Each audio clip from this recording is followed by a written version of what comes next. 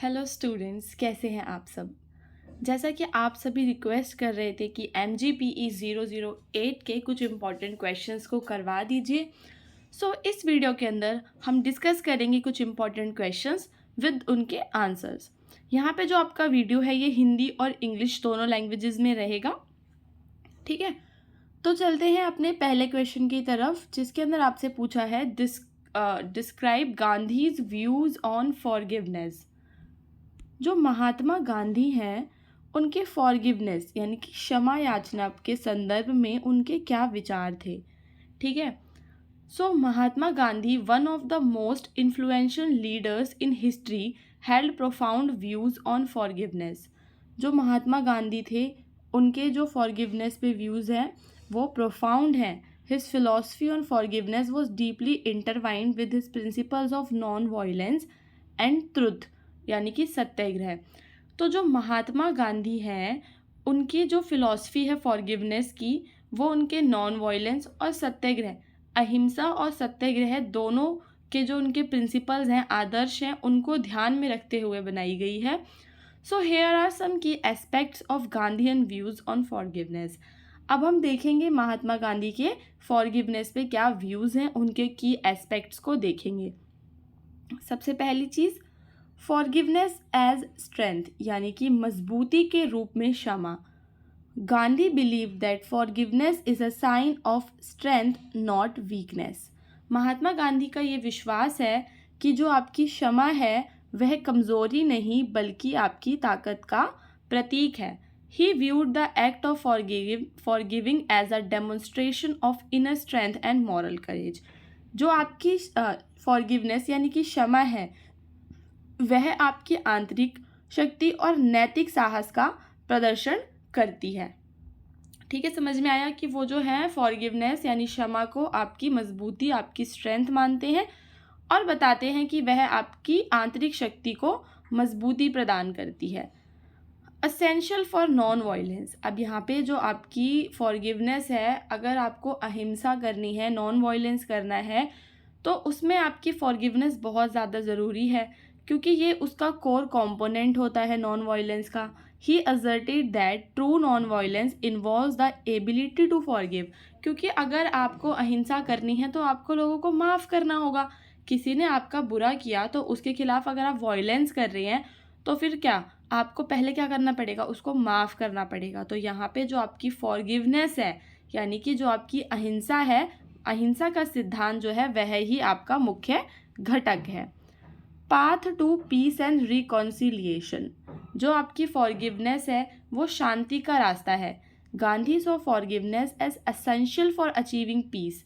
अगर आपको पीस चाहिए अपने जीवन में तो आपको फॉरगिवनेस लानी ही पड़ेगी। ठीक है, शांति और मेल मिलाप का मार्ग है। जो आपकी क्षमा याचना है वह शांति और मेल मिलाप का मार्ग है। गांधी ने क्षमा को शांति और मेल मिलाप प्राप्त करने के लिए आवश्यक माना।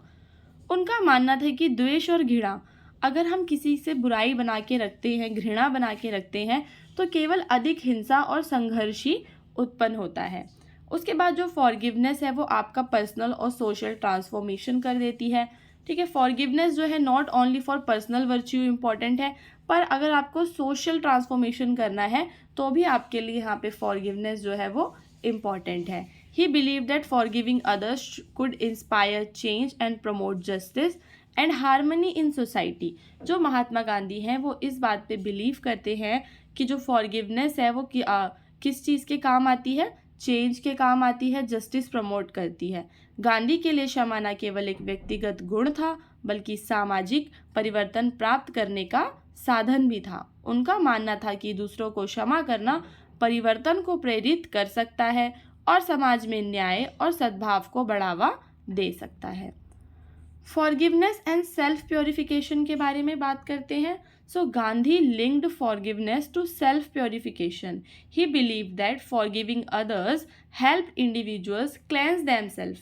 अगर हम दूसरों को माफ़ करते हैं तो हमारी अंदर से क्लेंजिंग हो जाती है। स्टूडेंट्स, जैसा कि आप देखते हैं जो गर्ल्स हैं वो अपने फेस पे इतनी क्लेंजिंग करती हैं, तो यहाँ पे गांधी जी कहते हैं कि वो सब तो बेकार है, आपको अपनी क्लेंजिंग कैसे करनी है। अपने अंदर से अगर आप एंगर हटा दोगे, कड़वाहट हटा दोगे, नेगेटिविटी हटा दोगे, तो ऑलरेडी ही आपकी क्लेंजिंग हो जाएगी, आपके फेस पे ग्लो आ जाएगा। अगर आप स्पिरिचुअली डेवलपमेंट करोगे खुद को, तो forgiveness is a path of self purification. उसके बाद अगर हम बात करें फॉरगिवनेस एंड लव के बारे में, तो गांधी जी जो है फॉरगिवनेस को प्यार के साथ भी एसोसिएट करते हैं, क्योंकि जो लव है, love is the foundation of a forgiving heart. वो दिल जिसके अंदर किसी के लिए, किसी को क्षमा करने की शक्ति होती है, तो वो ही होता है, फाउंडेशन बनता है किसी फॉरगिवनेस का। ठीक है, यहाँ पे कुछ कोड्स दिए गए हैं जैसे कि फॉरगिवनेस से रिलेटेड है। अगर आप चाहें तो इन कोड्स को अपने आंसर के स्टार्टिंग में लिख सकते हैं। The weak can never forget, forgiveness is the attribute of a strong. यानी कि जो कमज़ोर लोग हैं वो कभी किसी को क्षमा नहीं कर सकते। अगर किसी को क्षमा करना है तो अंदर से बहुत ज़्यादा स्ट्रॉन्ग होना ज़रूरी है। An eye for an eye only ends up making the whole world blind. यानी कि एक आंख के बदले एक आंख अंततः पूरी दुनिया को अंधा बना देती है। यहाँ पे गांधी जी बताते हैं कि जो प्रतिरोध है वो व्यर्थ है, किसी से प्रतिशोध हमें नहीं लेना चाहिए। सो स्टूडेंट्स, मुझे उम्मीद है कि आपको गांधी जी का फॉरगिवनेस वाला जो कॉन्सेप्ट है वो समझ आ गया होगा। अगर फॉरगिवनेस से क्वेश्चन आता है तो आपको इसी तरह के आंसर्स लिख के आने हैं। लास्ट में बस आप कंक्लूजन दे देंगे। ठीक है, अब चलते हैं प्रोसेस ऑफ मीडिएशन के बीच, मीडिएशन के प्रोसेस के बारे में बताते हैं। स्टेजेस ऑफ मीडिएशन क्या होते हैं?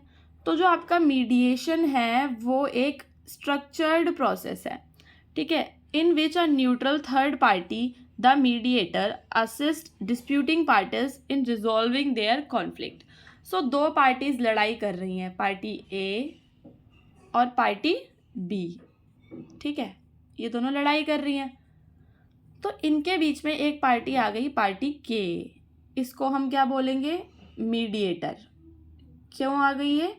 इनके कॉन्फ्लिक्ट को रिजॉल्व करने के लिए। ठीक है, अब इनका गोल क्या रहेगा? इनको म्यूचुअली एक्सेप्टेबल एग्रीमेंट, कुछ ऐसा एग्रीमेंट करना पड़ेगा इन्हें जो दोनों के द्वारा एक्सेप्टेबल हो। ठीक है, दोनों पार्टीज उसे एक्सेप्ट करें। The process typically involve several की स्टेजेस।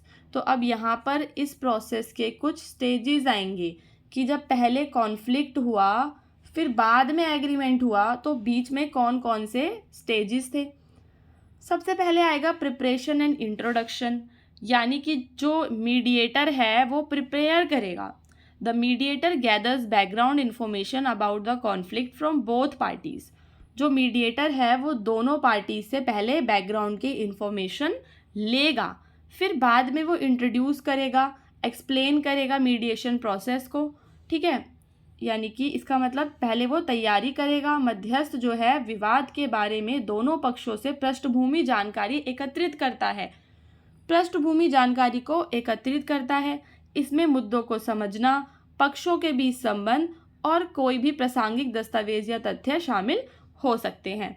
फिर मध्यस्थ अपना परिचय देता है, मध्यस्थ प्रक्रिया को समझाता है और नियमों को स्थापित करता है। वे गोपनीयता, मध्यस्थता की स्वैच्छिक प्रकृति और तटस्थ सुविधा देने वाले के रूप में मध्यस्थ की भूमिका पर जोर देते हैं। यानी कि जो मध्यस्थ है उसकी जो भूमिका है वो कॉन्फिडेंशियल है, उसको कुछ बातें जो हैं वो गोपनीय रखनी है, बतानी नहीं है। देन फिर पार्टी स्टेटमेंट्स देती हैं, हर एक पार्टी अपनी एक ओपनिंग स्टेटमेंट देती है। ठीक है, उसके पास अपॉर्चुनिटी है कि वो प्रेजेंट करे अपना perspective on the conflict without interruption.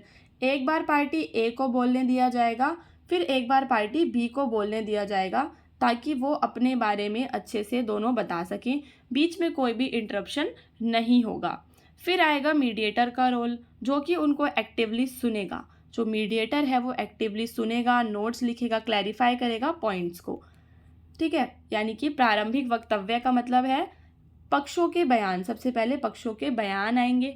प्रत्येक पक्ष बिना किसी व्यवधान के संघर्ष पर अपना दृष्टिकोण प्रस्तुत करने का अवसर उन्हें मिलेगा। वे अपनी राय, चिंताओं को समझाते हैं और मध्यस्थता के माध्यम से क्या हासिल करना चाहते हैं वो बताते हैं। मध्यस्थ की भूमिका, सक्रिय रूप से सुनता है, नोट्स लेता है और आवश्यक हो तो बिंदुओं को स्पष्ट करता है। ठीक है, उसके बाद होगा जॉइंट डिस्कशन। ठीक है, दोनों पार्टीज़ के बीच में जॉइंट डिस्कशन होगा यानी कि संयुक्त चर्चा होगी। सबसे पहले संवाद सुविधा यानी कि डायलॉग फैसिलिटेशन होगा, dialogue facilitation. The mediator facilitates a discussion between the parties. जो मीडिएटर है वो दोनों पार्टीज़ के बीच में एक डिस्कशन फैसिलिटेट करेगा कि चलो अब आओ, अब हम डिस्कशन करते हैं। This stage involves an open dialogue, जो कि अब यहाँ पर एक दूसरे की स्टेटमेंट्स का वो रिप्लाई भी कर सकते हैं। पहले क्या बताया था कि बस वो अपना अपना पक्ष रखेंगे, now they are free to reply. Okay, then exploring interest का मतलब क्या है कि जो मीडिएटर है वो हेल्प करेगा पार्टीज़ की उनके अंडरलाइन इंटरेस्ट को जानने में। संयुक्त चर्चा के अंदर संवाद सुविधा होगी, मध्यस्थ पक्षों के बीच चर्चा की सुविधा प्रदान करता है। इस चरण में खुला संवाद शामिल है, जहां पक्ष एक दूसरे के बयानों का जवाब दे सकते हैं और मुद्दों पर चर्चा कर सकते हैं। रुचियों का अन्वेषण, मध्यस्थ पक्षों को उनकी अंतर्निहित रुचियां, ज़रूरतों और चिंताओं की पहचान करने में मदद करता है, बजाय केवल उनकी स्थितियों पर ध्यान केंद्रित किए। वो अपनी तरफ से भी उनको कुछ बताता है कि उनकी क्या ज़रूरतें हैं, उनकी क्या चिंताएं हैं।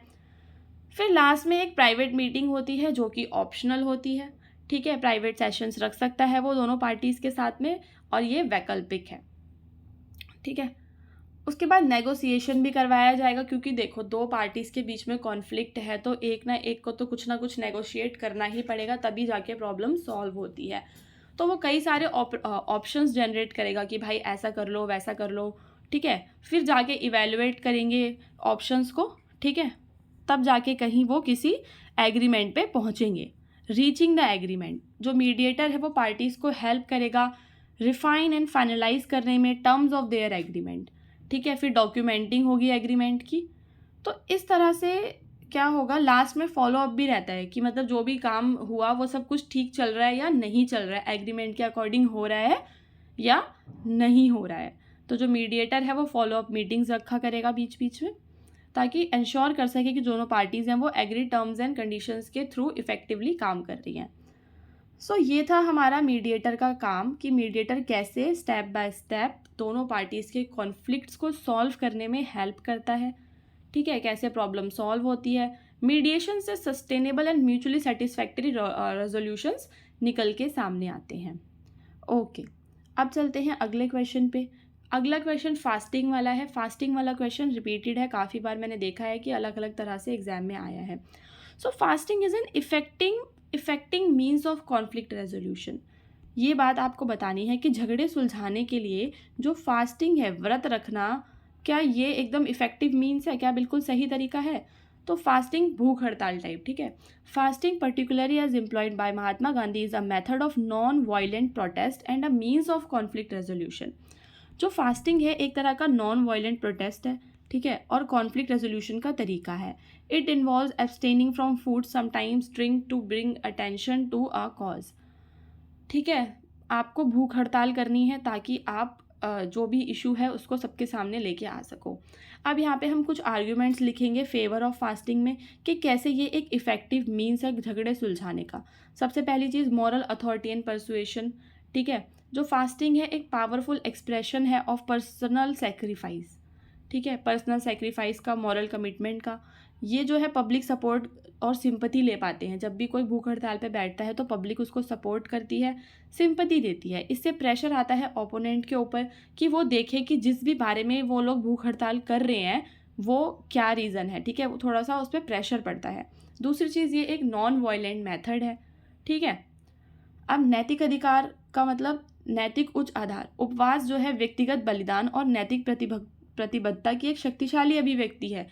यह महत्वपूर्ण सार्वजनिक समर्थन और सहानुभूति प्राप्त कर सकता है, विरोधियों पर अपने रुख पर पुनर्विचार करने का दबाव भी डाल सकता है। Very important lines. ठीक है, ये जो लाइंस हैं ये आपको ज़रूर लिख के आनी है आंसर के अंदर। और ये एक अहिंसात्मक साधन है। ठीक है, नैतिक सिद्धांतों के साथ मेल खाता है और प्रतिद्वंदी के विवेक को आकर्षित कर सकता है।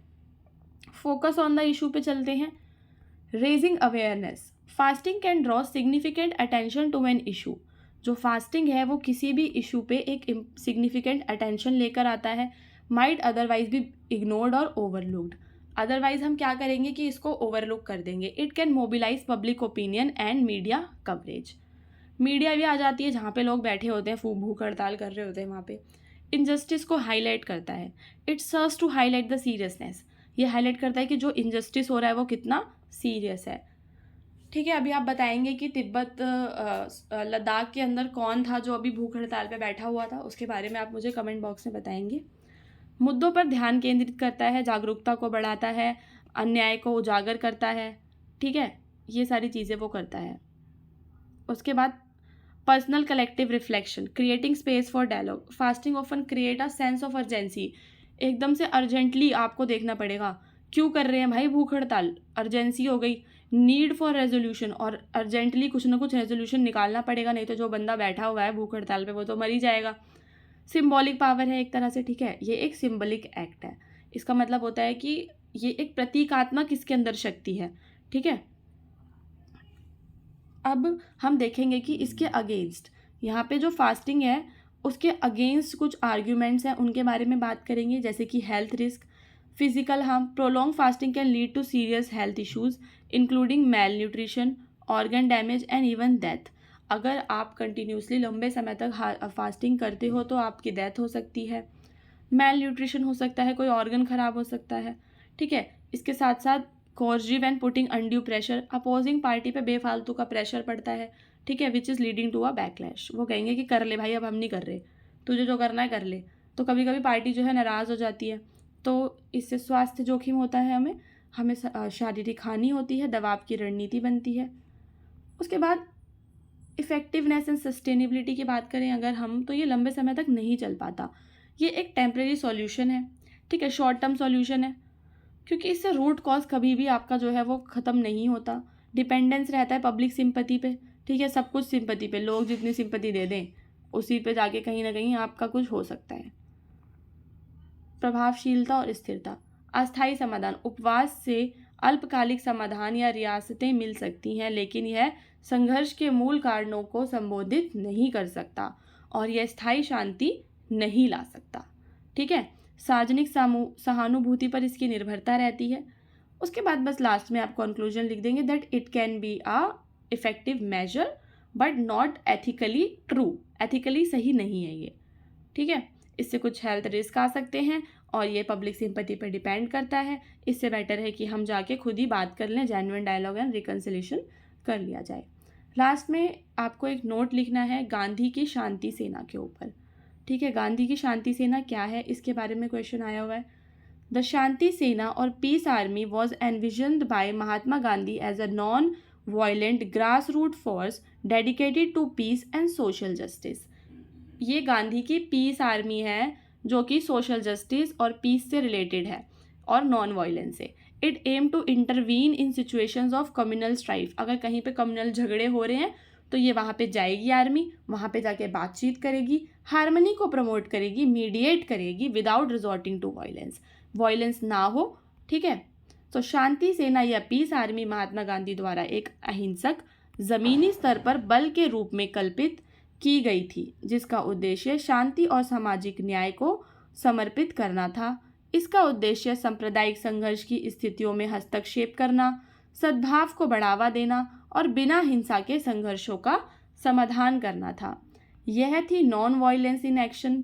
The core principle of Shanti Sena was non violence. ठीक है, क्या है इसका कि ये लोग नॉन वायलेंस का पालन करेंगे। जो मेंबर्स हैं वो ट्रेंड टू हैंडल कॉन्फ्लिक्ट, जो मेंबर्स हैं उन्हें ट्रेनिंग दी जाएगी कि कैसे आप बातचीत के द्वारा, पेशेंस के द्वारा लोगों के अंदर जो कॉन्फ्लिक्ट है उसको सुलझाओगे। This approach however face criticism for its idealism especially in situation where violent conflicts were intense. ठीक है, अब जहाँ पे ये दृष्टिकोण जो है आलोचनाओं का सामना करता था, उन जहाँ पे हिंसक, जहाँ पे लोग कुछ ज़्यादा ही झगड़ रहे हैं, वहाँ पे तो कौन ही सुन रहा है फिर आपकी बात। ठीक है, प्रैक्टिकल चैलेंजेस की बात करते हैं तो शांति सेना के क्रियान्वयन में महत्वपूर्ण व्यवहारिक चुनौतियां थी। ठीक है, इसके इम्प्लीमेंटेशन में कई सारे चैलेंजेस थे। मोबिलाइजिंग वॉलेंटियर्स, ठीक है, वो वॉलेंटियर्स जो बिल्कुल कमिटेड हो नॉन वायलेंस है, उनको ढूंढना और उनको जगह जगह पहुंचाना बहुत ही टफ था, specially in times of crisis. और जब बहुत ज़्यादा क्राइसिस हो जाती है, ठीक है, संकट के समय तो और ज़्यादा टफ हो जाता है। Despite the challenges the concept of Shanti Sena left a lasting legacy on peace. Shanti Sena का जो कॉन्सेप्ट था, इसने शांति पीस मूवमेंट पे एक काफ़ी अच्छी लेगेसी छोड़ी। इसने इंस्पायर किया कई सारी ऑर्गेनाइजेशंस को, इंडिविजुअल्स को कि वो भी नॉन वायलेंट मेजर्स का पालन करें। चुनौतियों के बावजूद शांति सेना की अवधारणा ने वैश्विक शांति आंदोलन पर स्थायी प्रभाव छोड़ा। इसने संगठनों और व्यक्तियों को संघर्ष समाधान में अहिंसक तरीकों को अपनाने के लिए प्रेरित किया। हालांकि इसकी प्रभावशीलता पर बहस बनी हुई है, विशेषकर उन क्षेत्रों में जहां हिंसा गहरी जमी हुई है। फिर आप लास्ट में कंक्लूजन लिखेंगे कि गांधी का जो शांति सेना संघर्ष है, समाधान के लिए एक आदर्शवादी और नैतिक दृष्टिकोण का प्रतिनिधित्व करती है। ठीक है, इसके प्रैक्टिकल एप्लीकेशंस लिमिटेड हैं, यानी कि व्यवहार में हम इसको व्यवहारिक रूप में इसको प्रयोग करना काफ़ी सीमित है। और non violence promoting non and peaceful mediation continues to be significant. अहिंसा और शांतिपूर्ण मध्यस्थता को बढ़ावा देने में इसका प्रभाव महत्वपूर्ण बना हुआ है। सो स्टूडेंट्स, ये थे आपके MGPE 008 के कुछ इम्पॉर्टेंट क्वेश्चंस। अगर आपको वीडियो अच्छा लगता है तो आप वीडियो को प्लीज़ अपने और फ्रेंड्स के साथ शेयर कर दीजिए। ठीक है, अब हम मिलेंगे अपने अगले वीडियो में।